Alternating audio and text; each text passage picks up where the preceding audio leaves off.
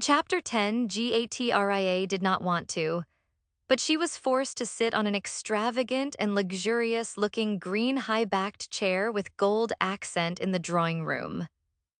Her companions were already sitting comfortably on their chairs, and Trevin was gloating at Gatria, knowing how much Gatria disliked being put on a pedestal, which was what was happening at the moment, starting with her chair.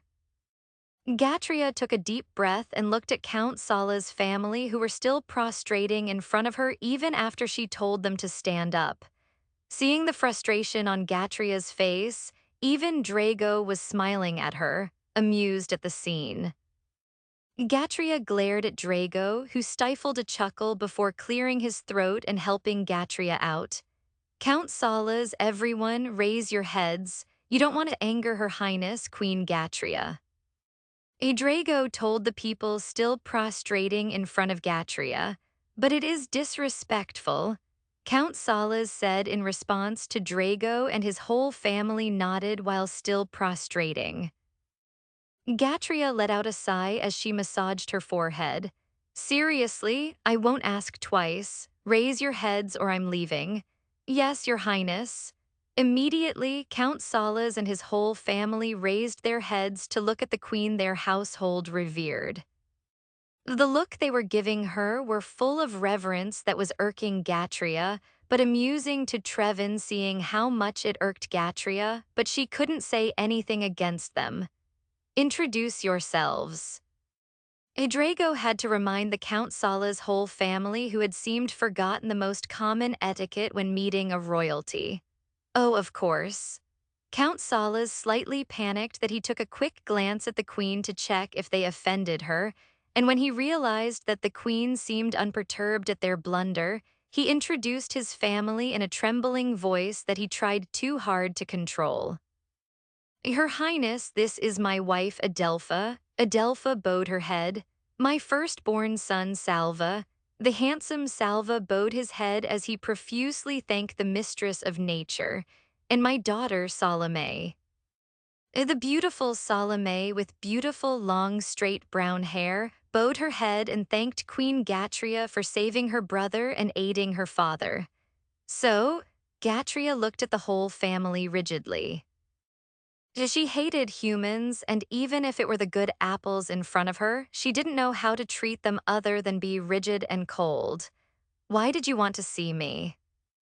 Count Salas actually blinked at the queen as if she asked the most simple question. As the lord of the town, this was the only residence fitting for Her Highness. Letting Her Highness sleeping in an inn, as Lord Trevin told me, is downright disrespectful to Her Highness. I've slept in worse. That made Count Salas closed his mouth, and it silenced his whole family. And seeing that, Gatria felt uncomfortable for some reason that she spoke again in a less condescending manner. Though, letting us sleep here in your residence is much appreciated. Seeing the brightness back on the Count's face and his whole family, Gatria eased up a little, and when she saw how Drago smiled at her as if he was pleased, Gatria felt relieved for some reason. She knew she was adjusting for these humans in front of her, but she couldn't seem to lash out her anger on them. After reading half of that journal, Gatria had come to realize that she couldn't possibly hurt the family of that man who had been so devoted to her, because it seemed to her that that devotion had been passed down to his family. Gatria subtly cleared her throat. May I ask you something, Count Salas? Count Salas immediately gave his whole attention to the queen. Of course, Your Highness. Gatria looked at the Count's eyes.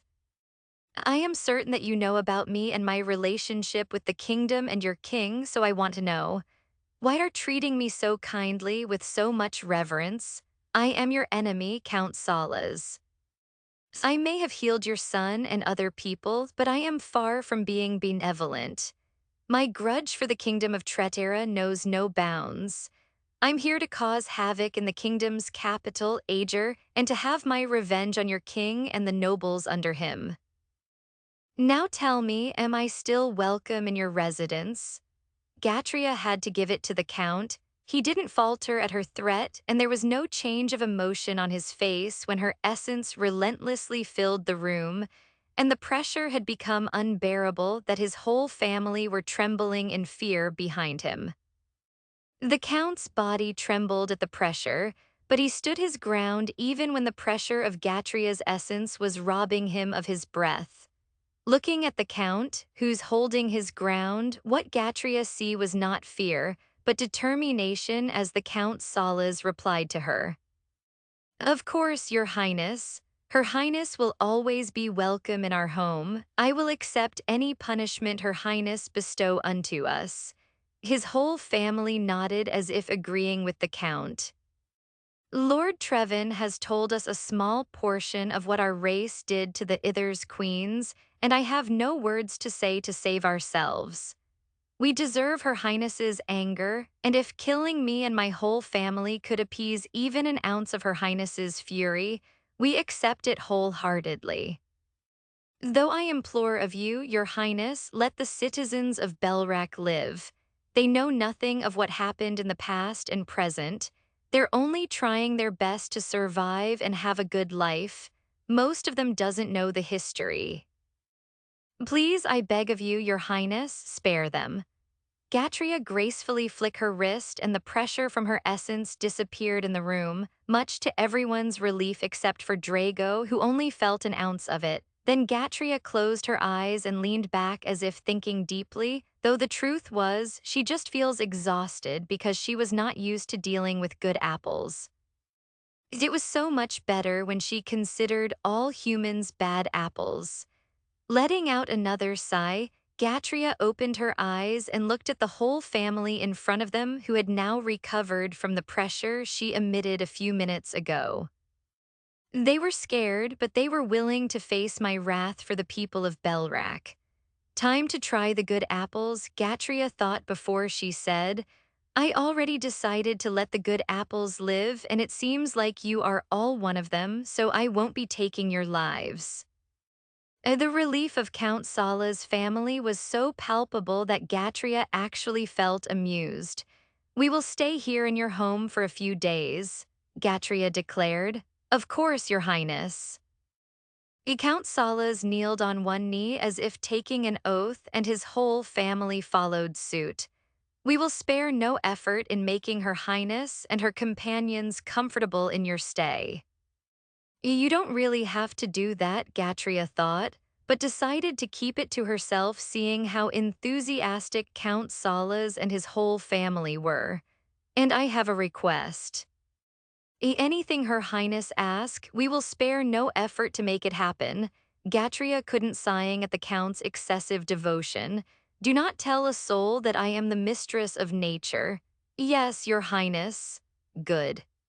And one more thing, could you bring me a sack of soil from the barren land? Your Highness? Looked like that confused the Count. Gatria explained. I wanted to examine it closely to see if I could do something about this barren land problem. The Count's eyes were wide open in shock at what he heard as a glimmer of hope burned in their depths. Her Highness, you will help us. Tears fell from the Count's eyes one after another. Gatria shook her head. Don't get me wrong, I'm doing this to help Azatura, not your town. It's my responsibility as the overseer of Azatura. No matter, the Count still hadn't ceased crying. Even if it was for Azatura, we will still benefit from it. The Count prostrated once again. I swear on my life, we will do everything we could to assist Her Highness here in Belrac and even outside the town. Then he turned to his son. You heard Her Highness, Salva. 1 sack of soil from the barren land. On the double, Salva bowed his head, excused himself, and immediately went out to get 1 sack of soil from the barren land. Meanwhile, Adelpha and Salome excused themselves to ready the refreshments for the queen and her companions while Count Salas remained in the drawing room to entertain his guests. Though it was mostly Trevin, Drago, and Count Salas who were talking and sharing opinions while Grath, Zerk, and Gatria were just listening. When the refreshments were served, that was the only time Grath and Zerk moved and made a noise. Everyone enjoyed the refreshments, and Count Salas was relieved beyond belief to see the queen eating the handmade cookies his daughter made. It was such an honor to Count Salas. We have already prepared everyone's room. Adelpha, Count Sala's wife, informed her husband and everyone in the drawing room, "Feel free to retire to rest any time." Gatria stood up and spoke to Adelpha. "Could you please guide me to my room?" Adelpha immediately sent a mental note to herself to act accordingly. "My pleasure, Your Highness." Gatria nodded and excused herself before leaving the drawing room. And before Gatria could leave with Adelpha, Drago excused himself as well, saying he wanted to rest, and then he followed Gatria. "You did good in there." Drago told Gatria when they were in the hallway following Countess Adelpha. That put all the worry in Gatria's mind at ease. Silence fell on the two until they arrived at their own respective rooms. Gatria entered hers, quite excited to have a good bath. That was actually the reason why she retired early. While Drago entered his room to clean himself before resting for a few hours. Meanwhile, Trevin and Zerk were still enjoying the refreshments while Grath was talking to Count Salas. "I don't see any demi-human slaves working for you, Count Salas." Count Salas showed an uncomfortable smile. "My father and forefathers will turn in their graves if I did. They hated the idea of slavery." The Count sighed. "We've been trying to stop slavery here in Belrak, but the Duves family is very wealthy and influential. Unfortunately, as hard as it might be to swallow, we couldn't touch them." Grath remembered the Duves family. It was the same family who enslaved and put a collar on him. The Duves family. Are they still around? Count Salas shook his head. "Someone killed the head of the family and the heir and heiress and burned their estate, then set their slaves free. They'd been trying to make a comeback in the slave market since then, but the barren land problem happened and they fled to the capital." Grath's face hardened. I am one of their slaves." Count Salas did not know how to respond to that. Thankfully, Grath continued speaking. "The one who killed everyone and burned the Duves family estate was the Mistress of Flame and her companions. They saved me and many others. Since then, I have sworn my fealty to Queen Solal." Count Sala's eyes widened. "The Mistress of Flame?" Grath nodded with a smile. I traveled with Her Highness, Queen Solal, to free Queen Gatria in the Hallowed Valley." How envious. Count Salas wanted to help too, but alas, he knew he'll only be a bother since fighting was not his strong suit. To travel with the Ithers queens. Such dream is unreachable for the likes of me. Trevin interject. "Count Salas, traveling with Gatria is no fun, don't even dream of it. She'll make you walk for days because she had to check every forest, soil, animals, and vegetation." It was so tiring and boring as heck. For some reason, the Count sheds a tear. "After everything that had happened, Queen Gatria still cared for us." No, she hates humans." Grath rained on the Count's parade, but the Count was too far gone and was muttering lots of praises to Queen Gatria under his breath like a zealous devotee. "Let him be." Trevin waved his hand. "Just eat these cookies, Grath." "They're delicious, right, Zerk?" Trevin turned to Zerk. Zerk nodded before he said, "But I can eat by myself, Trevin, no need to feed me. But feeding you makes me happy." Trevin pulled a sad face. "You want me sad?" Zerk immediately changed his mind, much to Trevin's happiness. "No, you can feed me." Trevin grinned and went back to feeding Zerk, who obediently opened his mouth every time. At the same time, Grath sighed at Trevin, who was tricking Zerk in broad daylight. Grath wanted to explain to Zerk that it's okay not to be fed by Trevin even. But Grath had a feeling that he had to ready a gargantuan explanation to make Zerk understand his point. Zerk was too innocent for sly fox Trevin. After observing Zerk for a short while and seeing that Zerk seemed like he was enjoying Trevin's attention, Grath decided to let the two be and enjoyed the refreshments served to them. Concurrently, Gatria was still enjoying her bath and cleaning herself thoroughly. She was happy that even when traveling, she could still clean herself using the stored water in her ring storage, and her clothes were enchanted to be clean all the time, but nothing beats a good long bath in the tub. Yes, this felt so nice. Gatria was relaxing in the bathtub when a thought entered her mind and suddenly she stilled. The reason for his betrayal. Drago said those words to her weeks ago, but it still hasn't left her mind. Will it change anything? She doubts it will. Knowing how determined that man was, Gatria was certain that they will meet again and he will stop her for sure. And she would never hesitate to kill him. I didn't have the change to kill him back in Ager because of those soldiers, so I'm certain he's still alive and recovering. If he ever showed himself, Gatria knew herself pretty well. She will kill him regardless if there was a reason for his betrayal. I suffered nearly 2 centuries because of him. I had enough already. Taking a deep breath, she let out a loud one and stared down at the water. In her chaotic mind, she pictured a certain person, and when she calmed down, a pleased smile appeared on her lips. Indeed, Gatria whispered, he's therapeutic. In the next room, Drago just finished bathing and changing clothes when he felt a presence in his room, specifically behind him. Though he felt a presence, he didn't turn around and continued fixing his clothing, and the presence behind him took it as an invitation to carry out the reason why he was there. A report from our intelligence in the capital. Speak. We've already located the other younglings that were kidnapped. Unfortunately, they had been butchered already and turned into a material for forging weaponry. The butcher has already been captured and interrogated, but so far he, too, had no idea where the other alive younglings are and the carcass of the others. We already scoured the whole capital, but we always end up empty-handed. We are running out of places to search. Try the palace.